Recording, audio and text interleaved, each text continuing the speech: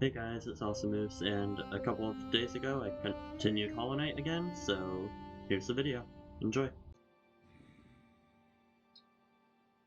Alright, so we started back off at Queen Station again, and we made our way down into the fungal wastes, because we needed to go somewhere. We made our way back into the purple mushroom area. This is so that we can keep venturing further down and find a new area. So we make our way up, and we start fighting these new mantis enemies, which were really annoying to deal with at first, but you do figure out their patterns quite quickly, and then you can just dash over top of them, since they're kind of easy to evade above. And then there's also the flying ones, who are a little more annoying, but they also don't attack as frequently either, so neither of them are that difficult to evade, so we just make our way through them. I heal up here just because I got a little bit damaged, not a ton though. And at this point we're doing decently against the enemies, but we do get double teamed, which makes it a little bit harder. So we just keep going, heal up again, because again, we're getting quite beat up by these guys. But we find this new, ancient writing, so we read it, and we don't really figure out what it means. Kind of hard to decipher. But we just keep going through this area, and yeah, we just make our way through these enemies, and keep going down. We know we need to keep getting deeper into this area, just because we know there's stuff down here. This is where the left path from where Hornet went took me. So we just keep going down, and in a minute we actually happen upon a Dash Master charm, which promptly we go back to a bench that we had found earlier to rest, open our inventory, and we can actually sort out that we don't need the Stalwart Shell right now, so we put on the Dash Master charm in its place, filling up our notches completely again. And this time we actually try to kite our way around most of the mantis enemies, because I don't really want to fight them. And we stumble into a new area called, that is under the name of the Mantis Village, which it will tell us that in a second. Yep, here it is. Which is kind of like an underground society of these mantis people. But we make our way down, we find this shiny object on the shelf, similar to how our Master Fragment was displayed. But this is a new ability that we get called the Mantis Claw, and it lets us wall jump and slide down walls. So we actually test it out here, and yeah, we get used to it pretty quickly. We make our way back up into the Forgotten Crossroads and into this area with these spiky worms that come out of the wall, and we just make our way through between these just to get over to this one area that ends up to be right here. And yeah, we could have dashed downwards there. The Dash Master charm allows us to do that.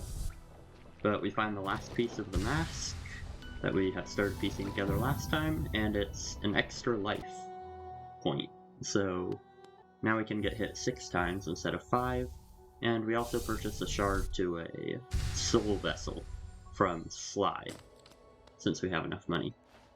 And now, making our way back down, we found that there was an area to wall jump in the Forgotten Crossroads that we hadn't been able to wall jump before. We died 3 times trying to make it in, but then we got used to the parkour and were able to make it through. And we jumped down and found this new cavern area. After healing up, we continue our way down, we find this area. We always like to check these areas just in case, because if they get close to the wall, there's a chance that it is a new place. And we actually discover that we do have the ability to look further below us just by holding down S, which is rather useful. I wish I had known about it before, because there have definitely been circumstances. But we make our way forward even more, and now we come across this area, which is a new boss arena, the home of the brooding Moloch, and he has very strong attacks. I hate the orange goo that he throws out. I can dodge a little bit, but ultimately I end up not, like, being able to fight him that well. As you can see, I keep getting hit over and over. I'm already half health. Now less than half health. I can pogo off of him, but it's kind of hard to get close enough, and then I just end up dying. I do keep coming back and trying to fight him over and over, but this just doesn't end well, because I die again here, and then I come back again, and I die again. I come back yet another time, and I die again. And here, I die as I'm healing, because he jumped on me. And then right here, I heal right before dying, and then I die because I didn't expect to still be alive. I thought I would die. I thought I wouldn't heal in time. And then this final one, this time we finally decide that's probably enough, so we move on. And we research that we can actually make it across this area that Hornet had went across, because we now have the Mantis Claw. So we do take one hit from this guy, but then we do end up going down, dashing and jumping across that gap, dashing over these spikes, dashing over the gap, the rest of the gap, and we flip a lever which activates the first half of the bridge. We climb up, and we are able to go down, dash across, and jump back up again. And then we can make it down. We look down just to be sure, and we can make it to the other side of the bridge safely. And this is finally where we get to use the city crest, which is an item I had found, I think, before my first stream, and I just didn't know what it did, but now I have a use for it, and we are able to enter this new area that Hornet went to. And it's quite pretty. I like the music here. It's more calm. And I couldn't actually figure out the elevators for a while, but then I finally did. And we just keep making our way down. We do find a bench to rest at. I like how they added some actual life to this area with, like, people resting on the benches along with you. And then we find out that this is the City of Tears. And then make our way across. We find that there are creatures from the Forgotten Crossroads in this area, but also warriors who are training down here just to, like, fend off any invaders or threats, I'm guessing. But in this case, it's just me. I think I'm the only one who's really gonna find the way down here after that gate was closed up top. So, yeah. These enemies aren't that big of a deal, because they're ones we've seen before. And then we make our way up here, and we actually find a new shop. We go inside, and we listen to him. We find out that he's the nailsmith, and we actually end up being told that we can make our nails stronger. So we pay him, and he reforges our nail for us, as you can see by this cutscene.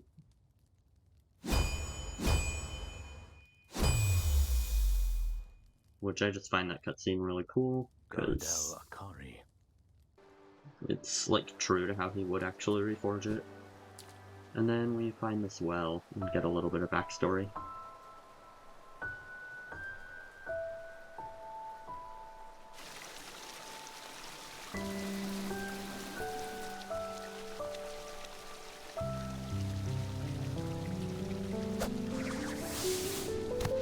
this is finally where Hornet shows up again. We had seen her leap across. We just didn't know where she went. And I think she's probably proud of us, it seems like, from her dialogue right now. And yeah, she swings off again. We can't really follow her. We look at the well and we see it's a memorial to the Hollow Knight. But we make our way back and we make our way up. And we come across this flying warrior who has a few attacks, but we end up taking him down pretty easily. None of these enemies are too difficult, but they are more difficult. That one I just killed and just cut it, because why not? And yeah, we eventually make our way up. There's another flying warrior who we have to defeat. And we make our way into here. And we make our way up. We see a bench symbol pointing upwards, so we just keep going up. But first we do find this worm in a jar that does need freed, so we defeat the flying warrior who's guarding it, and we free the worm. And then we head to the elevator, and we can go up again, because we didn't go up fully the first time. And we make our way through here and discover that it is the Soul Sanctum area, which we just decide that we're not really gonna explore this more on this stream, so we just end up leaving. And then eventually we make our way over and we find Cornifer again, and pick up a map of the City of Tears in a minute. Which, the maps seem to be getting more expensive, because this time he charges us 90 geo. The last time he charged us 75.